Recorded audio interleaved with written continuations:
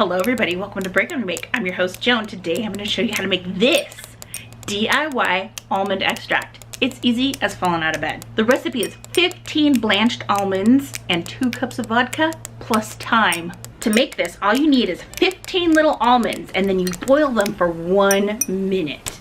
Then the skins peel off super easy. Be careful because they're slippery. So maybe you want to do 16? Just throwing it out there. You know what I forgot? I forgot you're supposed to chop up the nuts before you put them in with the vodka. Let's do that right now. I have to shake this once a week for 6 weeks. And then by the time the holidays roll around, it'll be ready. So if you make yours now, then you'll have easy DIY holiday presents. Ooh. All right, everybody, thank you very much for watching. If you like this video, give it a thumbs up and subscribe for more eco-friendly DIYs. Bye.